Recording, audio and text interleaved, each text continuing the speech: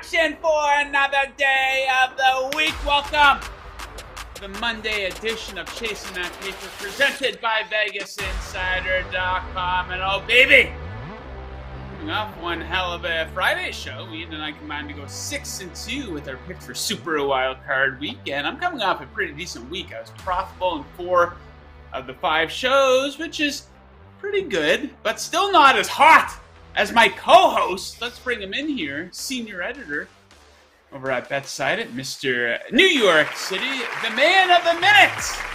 Look at him, representing the Toronto Maple Leafs. Oh, he's feeling very vigorous. He worked out with a dumbbell last week, Mr. Ian. So yeah, Ian, you were telling us potentially the hottest betting streak you've ever been on here coming into today. Tell us a little bit about it before we get into all the action for tonight. Yeah, speaking of dumbbells, Joe, I've worked my way up to 10-pound dumbbells for my curls, so I'm getting pretty strong. Baby. Not to brag. Gonna get you cut. Get you cut. Might be the hottest gambling streak I've been on in my entire life, Joe. In the NHL, dating back to last Sunday, I'm 24-1 for plus 15.44 units. My NFL picks this week, which I did a side and a player prop for each game. I went 9-1 so far heading into tonight's Buccaneers Cowboys game. So I'm hot in the NFL. I'm scorching hot in the NHL. Let's keep it going. All right, the man is red hot. Usually, I'll just add something. Whenever I do any type of recap, like the few times a year where I'm absolutely just scorching on fire, and I come on here and do a bit of a recap, or on Twitter, like, hey guys, just so you know, 15-3 across my last 8. I go on a cold streak immediately. Yes, So I'm losing everything. Yeah, so hopefully that doesn't happen to you. Hopefully you lose your best bet for the Cowboys-Bucs game, because we're on opposite sides of this one. So without further ado, let's get right into the action. You guys know where we're starting. Monday Night Football, the finale, a Super Wild Card Weekend. We got the Cowboys in Tampa Bay to take on the Bucs, and I'm going to take the Bucs to win this game outright. Give me Tampa Bay. Full game, money line plus 125. So check out the Dallas Cowboys here. They played very poorly down the stretch of the regular season. Dallas has now played 4 straight games where they didn't win the yards per play battle. The game before that, they went right down to the wire with the Texans. So pretty rough time of year to be playing your worst football of the season. I think the Bucs match up very good versus the Cowboys' strengths. I think this game will come down to limiting the Cowboys' pass rush and playing great defense. Tampa Bay has been great at keeping Tom Brady upright all season, allowing the fewest sacks and the lowest pressure percentage in all of the National Football League. And don't sleep on this defense either. Still very much a great defense. They finished the regular season ranked in the top 7 in yards per play allowed and opponent third down conversion percentage. Of course, you got to take a look at the quarterback matchup. 2 very polarizing guys. Who do you trust more, Brady or Dak? You know the answers to that. Taking the narratives out of it, Brady played much better at home this season, where his quarterback rating was 6.3 points higher than on the road. On the road, 11 interceptions in his last 7 games, by the way, as well. Do you trust Big Mike McCarthy in a tight spot? Absolutely not. Give me a break and give me the Bucs money line plus 125. All right, Ian, you're on the other side of it. You like the Cowboys? For the number? Tell me why I'm wrong. Yes, I'm on the Cowboys. I think they win big tonight. I don't even think this game's close. Joe, we've heard this narrative all season. All season long, people are saying, oh, it's Tom Brady. Oh, you can't bet against Tom Brady. Oh, nobody wants to see the Buccaneers in the playoffs. This team stinks. Don't listen to those narratives. Let's list off a few offensive numbers heading into tonight for this Buccaneers team. 25th in the NFL in yards per play, 21st in third down conversion rate, 22nd in red zone offense, dead last in the NFL in yards per carry, 30th in yards per pass attempt. Those are not the numbers of a team I want to bet on in the playoffs as underdogs of less than a field goal. They can't even attack the Cowboys' biggest weakness. The Cowboys' defense can't stop the run. That is where you can really attack this Cowboys team. But as I mentioned previously, no team is worse at running the ball than the Tampa Bay Buccaneers. That's right. The Houston Texans are better at running the ball. The Indianapolis Colts are better at running the football. I could list 31 other teams because they are dead last in yards per carry in the NFL. And I know that we all have Tom Brady PTSD. I have it even more than most. But the Buccaneers were the worst team against the spread all season long. It is time that we put this narrative to rest. Oh, you don't want to bet against Tom Brady in the playoffs. I don't care. Give me the Cowboys to win big tonight, or at least win by 3 points. That would be nice. So I'll lay the points at Dallas. Mike McCarthy in a tight spot? Are you kidding me? All right, let's take a trip to Prop City, my favorite prop for the game. I like Tom Brady to have over 28.5 completions coming in at -105. So check out Brady during the regular season. He topped this number of 28.5 in 7 of 8 home games.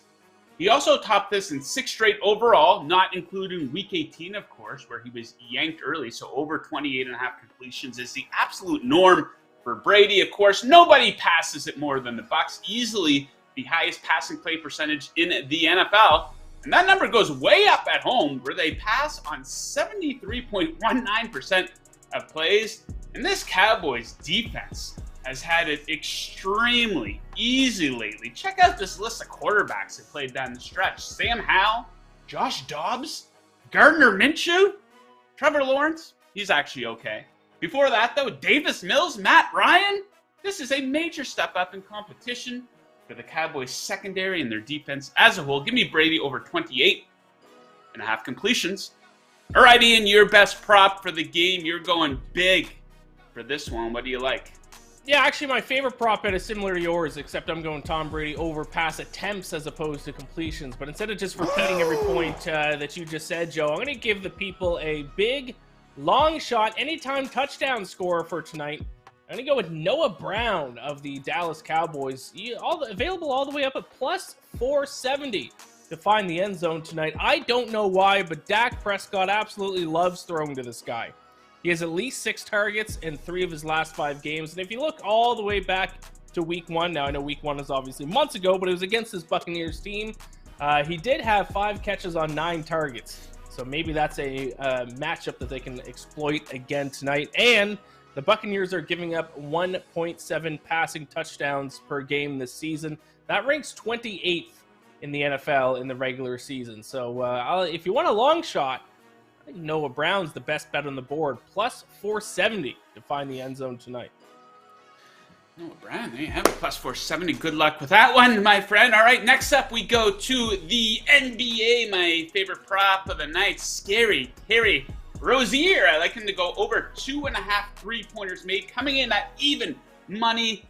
Check out his game logs here. His volume is way up this month. He's averaging 9 3-point attempts in January, resulting in 3.4 threes made per game in the 7 games. And this is a great matchup, a revenge spot versus his former team, the Celtics, because they're struggling to defend the 3-point shot. 20th in opponent 3-point shooting percentage over the last 10 games. Scary Terry, over 2.5 threes. All right, next up we move to the ice.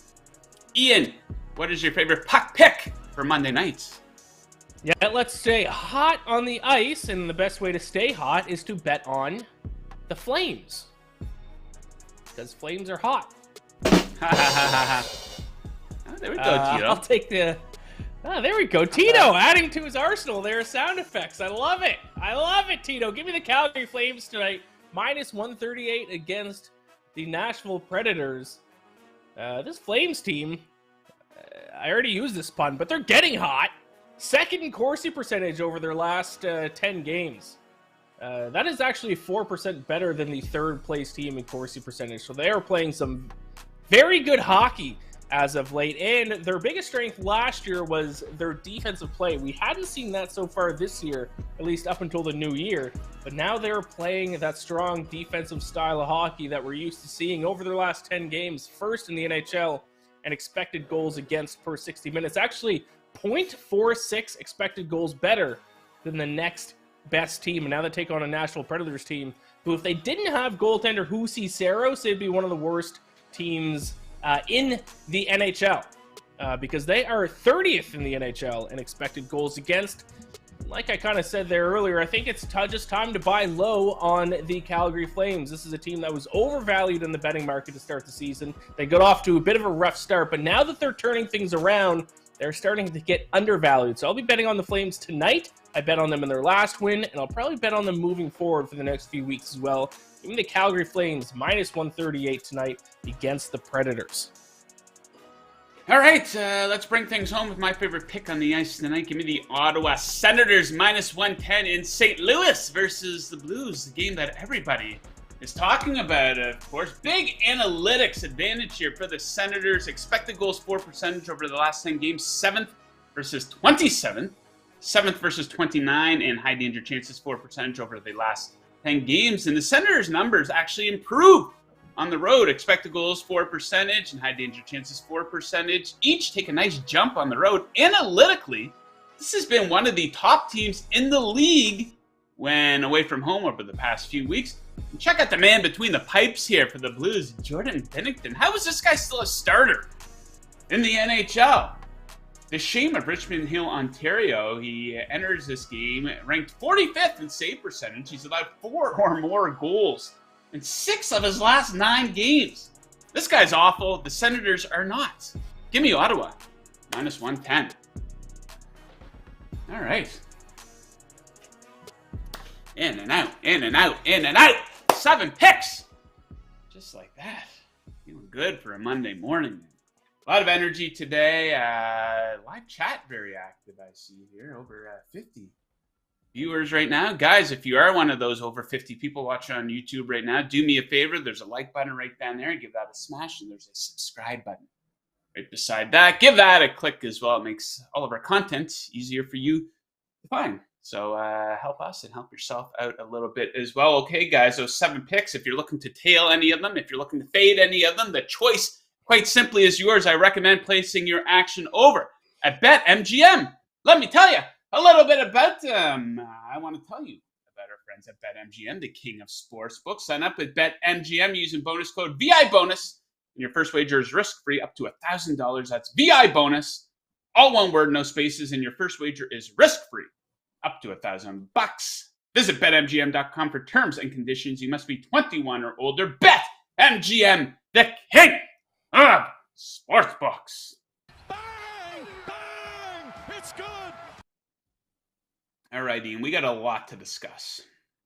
We have a lot to unpack. Super Wildcard Weekend. That was an awesome weekend of football. I think a lot of people went into the weekend thinking, oh my God, we have, 3 monster spreads. These are going to be some ugly games. But everything was pretty close. I mean, even the Seahawks kept things close up until the half with the 49ers. And 49ers absolutely ran away with things, winning that game 41-23. And let's start there. San Francisco, not a whole lot to say here. San Francisco just continues to keep kicking ass here, guys. That was their 8th double-digit win in their last 11 games. The 8th time in their last 11 games where they got into the 30s in terms of scoring. Check this team out at home with Brock Purdy as a starting quarterback. They've scored 35, 37, 38, and 41 points with Purdy at home as the starter. This team is just clicking on all cylinders, or firing on all cylinders right now. As for the Seahawks, no one's killing the Seahawks for this. Absolutely no shame whatsoever in that loss for Seattle. They exceeded expectations by a wide margin. They were expected to be a bottom 3 team in the NFL. Now something to build off of going into next season.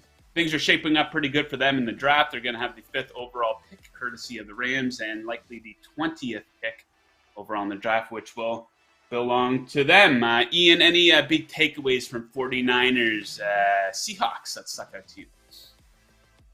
No, well, I do. I have a Super Bowl ticket on the 49ers at plus 850, so I'm very happy. Also, I have an exact Super Bowl matchup of Jaguars 49ers to meet in the Super Bowl at 130-1. So I'm cheering for the 49ers now. I will say, though, the first half by Brock Purdy makes me a little bit nervous. He showed some nerves there in the first half. He did get things together, and it didn't cost his team in the end. But the lights are going to be a little bit brighter each and every single round. So I don't think he can afford to have another first half like that next week when he takes on the winner of the Cowboys and the Bucs. So that does give me a little bit of concern, but they're so good everywhere else, the 49ers should be fine.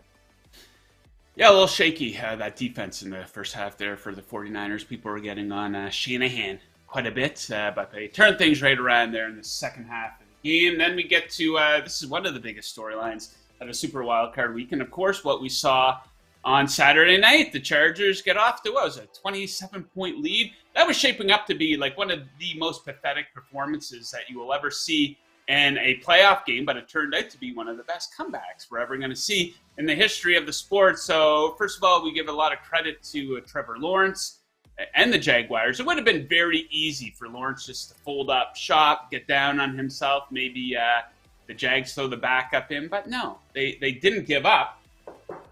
The Chargers kind of gave up, though, a little bit. You know, this is a team they really threw everybody off the scent, didn't they?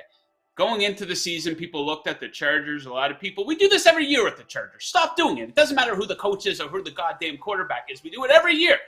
Everyone's high on the Chargers coming into the season. Yeah, they had some injury, bad luck, for sure, but ultimately not that good of a team, and they threw people off the stench down the stretch of the regular season, beating up on teams like the Colts and the Rams. Who cares? You know, they showed their true colors in the second half of this game, and they absolutely folded. And yes, Staley absolutely deserves a ton of the blame. I'm expecting an alert on my phone here any minute to hear that Brandon Staley got fired. But two other guys you got to point out here. Of course, Bosa looks like an absolute moron. That's how you're going to behave in the biggest game of the season. He absolutely killed his team.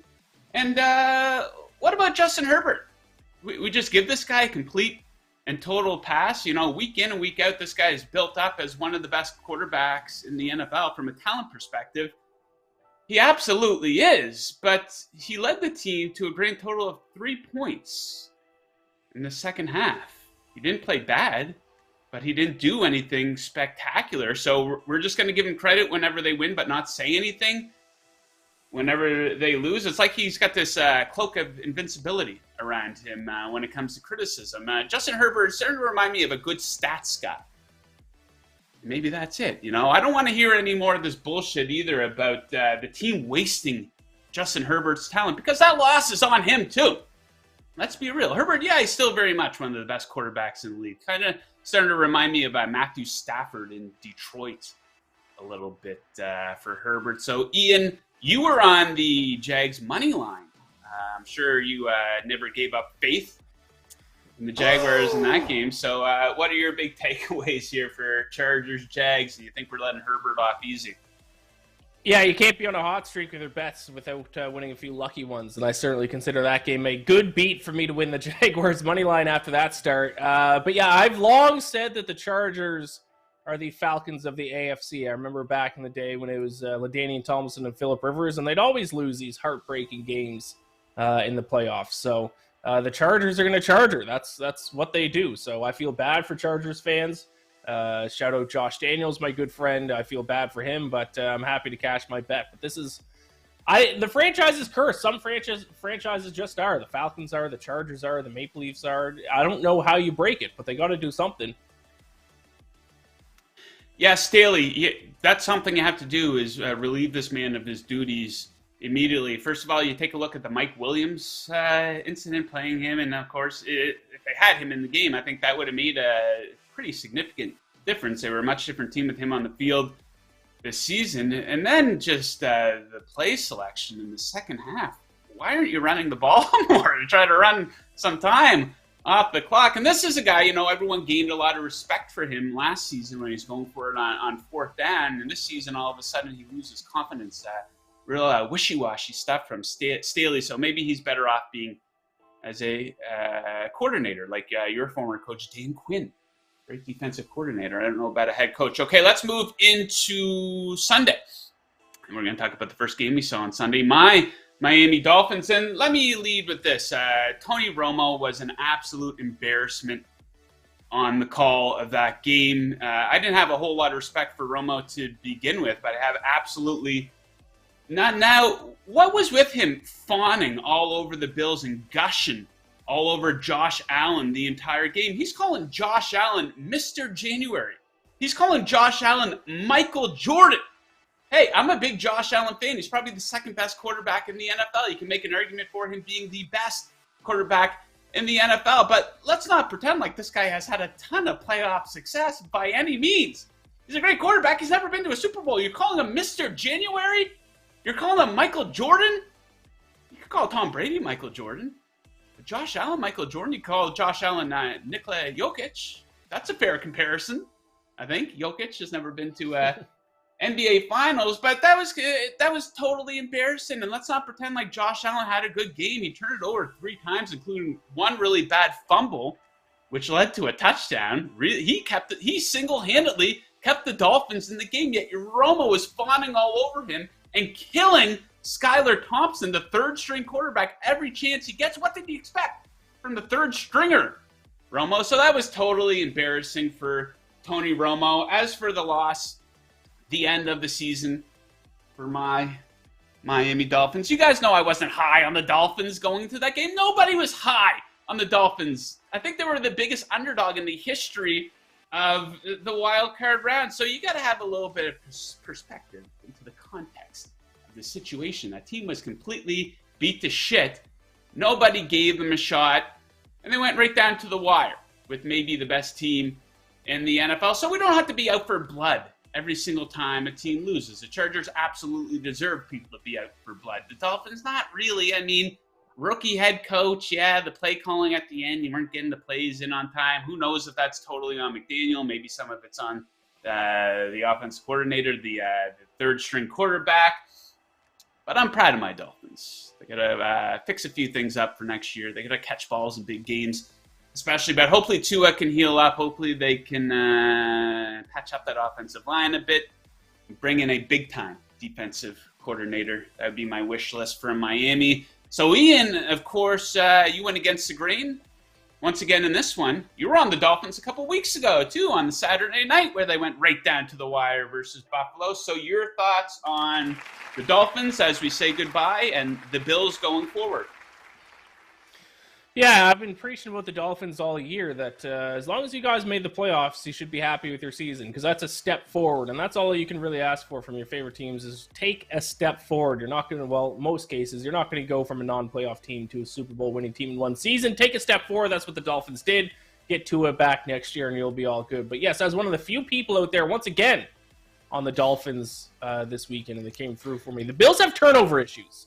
And that was one of the reasons why I backed the Dolphins this past week, and that was a big reason why they covered that spread after getting down early. What was it, 14-0, 17-0 early in the game? I thought it was dead, but the Bills' turnovers come back to haunt them. That's going to kill them. Unless they fix this turnover issue, they're not going to win the Super Bowl. They need to figure that out quickly. Second last in the NFL in turnovers per game. It was averaging 1.7 per game before yesterday. Now it's up to 1.8 turnovers per game. Not good. That's not going to win a Super Bowl. They got to fix that issue now. One more thing I'll add on this game is I think that I am partially to blame for the Dolphins' loss in this one. So I get myself in one of these situations where a couple weeks ago I agreed to drive somebody to the airport, knowing damn well that it's going to be Super Wild Card Weekend, not knowing that the Dolphins are going to be playing in this time slot. Of course, how often do I get to see the Dolphins play in the playoffs? But I'm not a total asshole. I agreed to drive this, my sister-in-law actually, to the airport, so I'm going to follow through. We leave the house when the Dolphins were down 17-0. So I didn't mind leaving the house. I just put the game on the radio and thought that I would follow it. The airport's about a half hour away, so an hour altogether. By the time I get back home, it's the start of the third quarter where the Dolphins are up 24-20. And of course, I go back in and start watching the game, and the game goes to shit. The Dolphins lose. So my bad on that one. I should have stayed in the car and listened to the game on the radio, and we'd probably be here discussing one of the biggest upsets in the history of the NFL. Okay, moving on to Joe, I do have one more thing I want to bring up about that game really quick. I need your quick thought on Mike McDaniel vaping on the sideline during a playoff game. I know Tito is probably a big fan of that. He's probably Mike McDaniel probably goes up in his books. But your thoughts on your coach vaping during a playoff game? I don't know, man. Some people. So I looked at it really quick. I was very busy getting the show together today, and some people are saying, "Do you actually see the vape?" Because it was so cold yesterday, you could see your breath, and people were saying, So we got to dissect this a little bit more. Maybe we'll do that on tomorrow's show potentially. But I don't know, man. It's funny if he was actually vaping, but it's also a pretty shitty look, and he's going to get killed by all the old motherfuckers on ESPN and these guys on the radio. A lot of these old guys, not big Mike McDaniel fans to start with. So, yeah, he's going to get killed for that if he was indeed vaping on the sideline. But, I shrugged my shoulders and kind of laughed. Maybe trying to take the edge off a little bit. A lot of pressure in his first playoff game. So it's probably not a great performance from McDaniel overall. Like I said, I'm not going to kill the Dolphins, but he's a rookie head coach. Maybe he can learn from it. You know what I mean? All right, moving on. Giants-Vikings. Some people call this the Battle of the Frauds. I was on the Vikings are a fraud train all season. And, hey, what's everyone going to remember from that game? It's Kirk Cousins checking down at the last play of the game with the season on the line.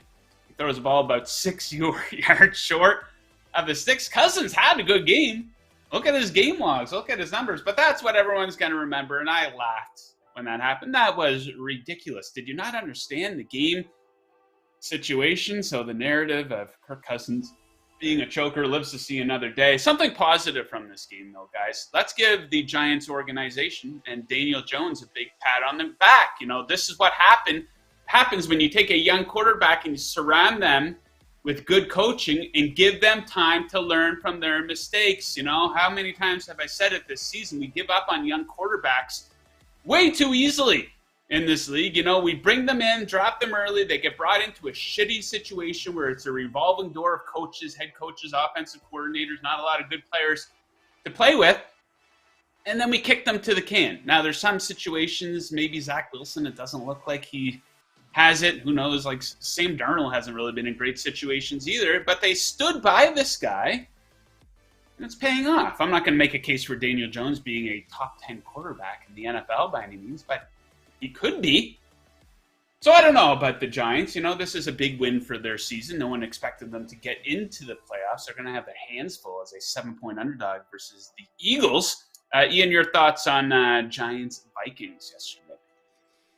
I don't have many thoughts. It was the Fraud Bowl. I said heading into it, good news is one of the teams will be eliminated. Bad news is we have to watch one of the teams next week. So the Eagles will crush the Giants. It's not even going to be close, and we can move on from those two teams. So that's all my thoughts. They suck. Okay. Yeah, they got so lucky, man. You dig into the stats and the numbers, and it's just bullshit. That team, they went 13-4 during the regular season. Are you kidding me? Okay, the nightcap last night, the Bengals squeaked one out. Shout out to Tyler Huntley. He played a pretty good game given the circumstances there. A couple ugly plays, a couple great ones, though, too. But my big takeaway, this is something I've been touching on for a month and a half now. Lamar Jackson.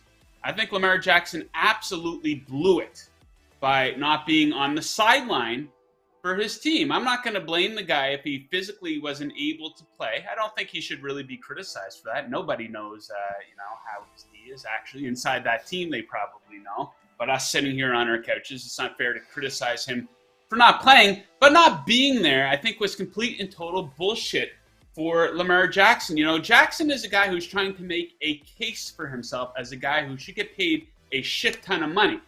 If I'm a team who's looking to pay a franchise quarterback a shit ton of money, one of the boxes I want to check is, hey, this guy is a good leader and this guy is a good teammate. And how many examples have we seen in the past of when the starting quarterback is injured, he's there on the sideline, helping out his team? We saw it earlier in the season when Dak Prescott was out. He's sitting there with the headset on, helping out with Cooper Rush. We saw it was Matthew Stafford and Baker Mayfield a couple of weeks ago. There's countless examples of this. So what's the excuse? If he has a valid excuse for not being there, hey, I apologize. I take back everything I'm saying. But all I'm seeing with this guy is red flags. And I think his value is now a lot worse than it was a year ago. This is the second straight December that Lamar Jackson has missed. I think he's coming off as a bad teammate here. He hasn't been good in the playoffs to begin with. And like I've said many times in the past, I don't think his style really lends itself to longevity in the NFL. Lamar Jackson going to be running around like that when he's 34 years old? I don't know about that. So, yeah, the Vikings, kind of like the Bills, I think they looked a little spotty in that game. They had a few things go their way. The touchdown of a lifetime on the goal line fumble recovery, right? So we will look forward to the Bengals and the Bills. That should be the best game next week. But Ian, your thoughts on you got to assume Lamar Jackson's done here in Baltimore, right? Yeah, he has to be. Now, you said, Joe, obviously, and I think most people like us would agree that to sign someone to a big contract, they got to show leadership, willing to play, all those kinds of things. I don't think NFL executives, I don't think that's going to make a difference, though, unfortunately. We saw Kyler Murray just got signed to a massive contract, and his team clearly knew he doesn't study because they put in a study clause in his contract. We just saw the Cleveland Browns give Deshaun Watson the most guaranteed money of all time after sitting out an entire season because he didn't want to play for the Texans and then getting like 87 sexual assault charges against him. Executives don't care. All they care about is talent. So Lamar Jackson, even though not being a good teammate, playing only 12 games, 2 straight seasons, I think he could have played because a sprained PCL is not supposed to take that long to recover. After all that, he'll still probably get a massive, massive contract from someone this offseason. And as I said before, I think it's unfortunately going to be my Falcons. Yeah, teams are so desperate. I mean, if the Browns are that desperate to give all that money to Deshaun Watson, yeah, Lamar is absolutely going to get paid. And, you know, I ripped the guy, but to be fair, he might be the most electric player in the NFL, and he can turn a game upside down like that. You know what I mean? So if he's in the right system, prevent himself from taking big hits, you know, an absolute game changer of a player. And it's not like they've surrounded him with a bunch of great skill players in Baltimore either. So if we're being fair, some of the grievances, I kind of wish Lamar Jackson would have just came out and said, you know what, listen, I'm not 100%, but why should I go out and play and risk further injury and then cost myself hundreds of millions of dollars? I think a lot of people would respect that. I think a lot of people suspect that anyways.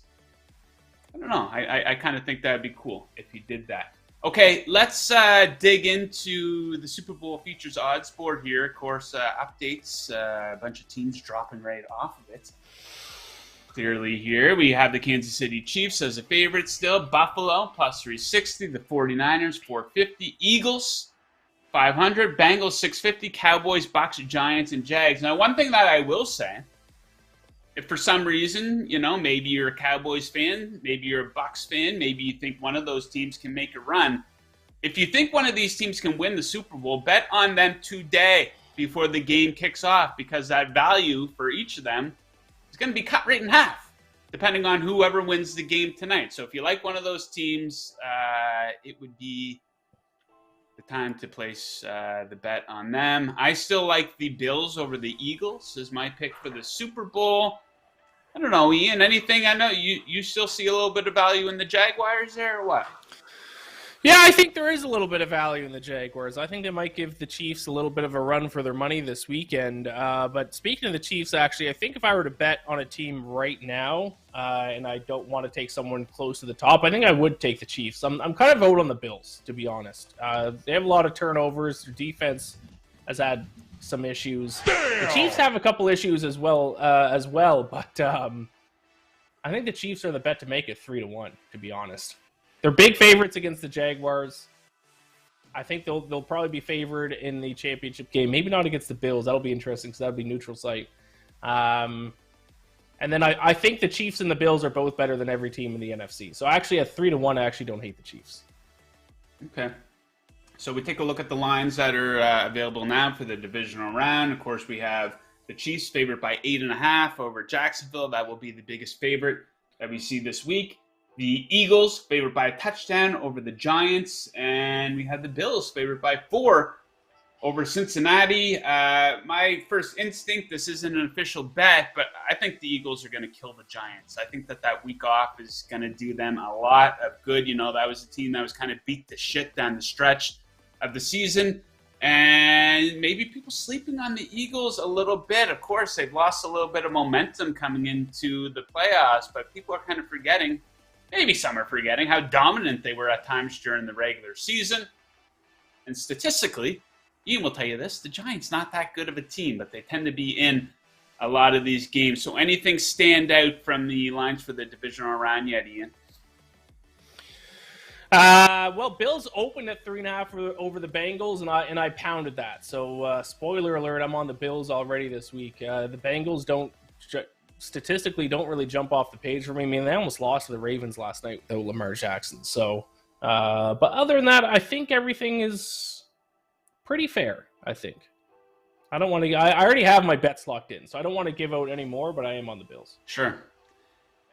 Yeah, who knows how much these lines could move by the time we get here Friday for a big divisional round pick show. More big sports news. Of course, we cover the UFC around here, Ian. Jon Jones finally set to come back in March, taking on Cyril Gane.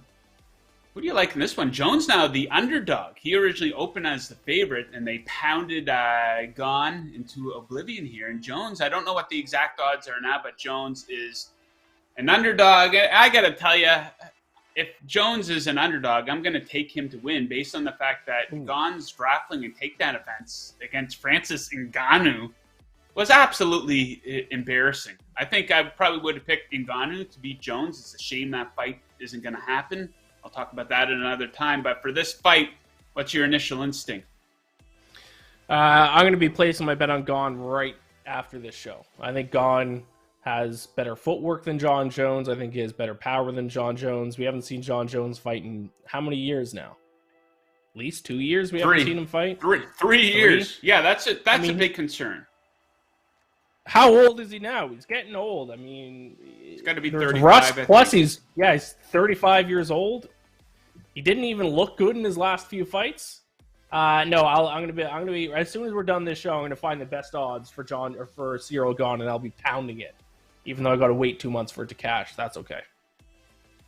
Yeah, it's a real shame that they weren't able to get that fight together with Ngannou. And the UFC now has a long history of not being able to put together these big super fights. Once upon a time, they tried to make GSP and Anderson Silva. They couldn't do that. They couldn't get GSP and Khabib together. They couldn't get Anderson Silva and Jon Jones together. They were rumored to get Fedor versus fucking Brock Lesnar. They couldn't get that together. Now here's another one. Francis Ngannou versus Jon Jones, and they can't get this together. So what's going on? Like, the UFC, Dana White said, hey, we offered Ngannou the most money in heavyweight history, including Brock Lesnar. I'm thinking that the big hang-up here is obvious. There's two sides to every story. I think that Ngannou wanted to box, and the UFC probably said, no, we don't want you to box, because if Francis Ngannou goes out there and fights Deontay Wilder or Tyson Fury, he's going to get his ass kicked. And that's not a good look for a guy who's supposed to be like a big box office star, you know, the number one pound-for-pound scariest man in the world at heavyweight. But it's disappointing. Then on the Francis Ngannou side of things, okay, who's he going to fight now? Maybe he can do some of these weirdo boxing match or something and get a big payday. But in terms of MMA fights at the heavyweight division, there's not a whole lot of big-time talent outside of the UFC. So the whole thing is really a bummer. Both sides are kind of losing. Hopefully Francis wins from a payday perspective, but a little disappointing for the UFC here, eh, Ian? Yes. There's a lot of issues with the UFC, Joe. Dana White, I think, is hurting this company, even though his whole excuse for why he's not going to punish himself, which is why is he the one deciding if he punishes himself, is because it would hurt the UFC. Oh, it's going to hurt the extremely underpaid athletes that you rip off. It's going to hurt guys who you shit talk when they don't do exactly what you want them to do. I'm very anti-Dana White. I hate him, and I think he's killing the UFC and its product. Yeah, that whole thing, I think Dana needed to go away for a while. I'm not a big cancel culture person or anything by any means at all. But him, now he's kind of being defiant about it a little bit in the press conferences, and they're going ahead with this power slap, which is stupid. Who's the audience for that? Power slap. It's stupid. Tito just updating us on the odds here. Cyril Gone, -150. Jon Jones, +130. Over at another book. Yeah, shop around for this, guys. Jones, -110 at one book. Gone, +110. I just bet Gone at -110. Get in on that early if you like. 2 units Gone, -110, locked in. Yeah, I'm excited. But man, it's going to be such a great year for the UFC. They got Usman Edwards 3 just announced. Who knows what dummy Conor McGregor is going to do besides talk a ton of shit on social media. But yeah, it's a disappointing situation overall with Francis Ngannou fallout with the UFC. I guess there's a big backstory there where his representation is the big rival of Endeavor, who owns the UFC. He's represented by CAA, and his agent's a former UFC employee who had a falling out, and it's just really messy stuff. But the whole thing is unfortunate. UFC, a long track record now of not being able to put together these super fights. Absolutely brutal. Okay, guys, I'm going to tell you right now about the Vegas Insider app. Let me tell you a little bit about it. The Vegas Insider app gives you all the major sports betting odds at your fingertips, along with picks and expert breakdowns. You can shop for the best odds, find props, futures, and plenty more with the app. If you want more Vegas Insider content like our shows, videos, and podcasts, you can find it all on the app in the media section. Download the Vegas Insider app on Apple or Android. Bet better with the Vegas Insider app. Indeed. Okay, we got some viewer picks. We also have a poll that we put up. I don't know if Tito has that prepared. We asked people to weigh in on tonight's Love it. game. Yeah, we tend to want to be against the public side. These things. Neither Ian or I big fade the public guys, but people align with me for the most part. I took the Bucs on the money line, of course, but 55.5%. On the Bucs. Now, I will say I think Cowboys versus 49ers is the more interesting game. We just saw the Bucs get their doors blown off by the 49ers a couple of weeks ago, and of course, it's a rematch from last year's playoffs. So I'll be cheering for the Bucs, of course, because I'm betting on them to win. But yeah, Cowboys 49ers is the better matchup. Okay, let's get into a few viewer picks that we have. We had a handful of submissions this morning. Schreckengost, of course. This guy's always weighing in. This guy's always giving us winners. Give him a follow on Twitter. He likes the New Jersey Devils. Team total over 3.5, -110. Devils still a juggernaut on the road, scoring 4+ and 6 straight away from the house. Sharks have allowed 4+ in 8 of their last 10 home games. Devils rank 6 in expected goals 4 and 5th in high danger chances 4 over the last 10. 5-on-5 play. Sharks are dead last at 32nd in save percentage over the last 10. Brutal. 5-on-5 play. Yeah, Devils. New Jersey. I can't wait for them to get hot again. One of the darlings here chasing that paper. Okay. What do we have next? Russell Gage. Over 24.5 receiving yard. Former Falcon. I thought he was going to have a better season, but whatever. Hopefully he can get 25 receiving yards tonight or more. Dallas's cover 3 will free Gage up for some easy crossing routes in a shootout. Ooh. We wish Michael Stakes good luck with that one. What's so funny? Michael Stakes, I love the name. Michael with his Stakes. profile picture being a steak. Yeah. You gotta. How do you eat your steak, Ian? Medium rare. Okay. Me too. I love steak. Okay, last one here. I think Matty Puppy Sports. Big trends better here. He's always giving us something to think about. The big one tonight, of course, Rice -5. Oh my God. Taking on Texas San Antonio. A lot of people have their eyes on this one. Rice is 4-0 ATS in their last 4 road games and 12-4 in their last 16 versus a team with a losing record. UTSA 1-5-1 in their last 7 ATS and 2-5 ATS in their last 7 at home. Giants are not frauds, he says in his hashtag.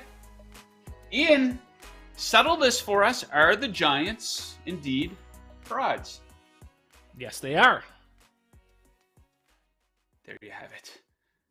Ian has settled the debate once and for all. The Giants are frauds. Well coached frauds, though. Yes, well coached. We'll give them that. You can't. I think in order to be a fraud, a successful fraud, you have to be well coached. Or else the Pittsburgh Steelers year after year. Right. For example. One annoying thing I heard coming into this weekend, of course, I'm a Dolphins fan, so I'm sensitive to it. People are saying that, I listen to a lot of sports talk radio. I heard people saying that the Steelers deserve to be in the playoffs much more than the Dolphins did. And the Lions deserve to be in the playoffs much more than the Seahawks did. Guys, getting into the playoffs is an award for the entire season. It's not who plays the best in the second half of the season. It's simple how it works. It doesn't matter if you're playing poorly or playing great going into the playoffs. So that was a stupid thing that they deserved. You can make the argument that, okay, the Lions would have gave the 49ers a better game, something along those lines. Sure. I wouldn't disagree with that. But, okay, Ian, wrapping right up here. Big week ahead of us with the Divisional round, of course, some PGA as well. A lot going on. So what can we look forward to from you this week? Yeah, Bacon Bets podcast will be out again this week. My best bets and best player props for all 4 divisional games. That'll probably be a Wednesday. And then keep an eye out for my articles on Bet-Sided and on Fan-Sided. Unfortunately, 1 stroke away from being profitable in golf this week. Taylor Montgomery finished T11. Needed him to finish in the top 10 for plus 300 cash. But we're back out of this week. The American Express, the worst named tournament. It's not the American Express Classic or the American Express Challenge, or it's just the American Express. So I'll have picks out for that golf tournament shortly. The American Express, guys. I think this is the most viewed live show in the history of Chasing That Paper. Tito compiling some numbers here for us. So we thank everyone very much for tuning in. Don't forget about us though when football season's over, or on Tuesdays, Wednesdays, and Thursdays now when we're covering NBA, NHL, college football, or college basketball, maybe some UFC this week as well. Big pay-per-view coming up. Okay, guys, thank you very much for tuning in. Best of luck with your bets tonight, unless you are fading us. And as always, keep chasing that paper. Woo!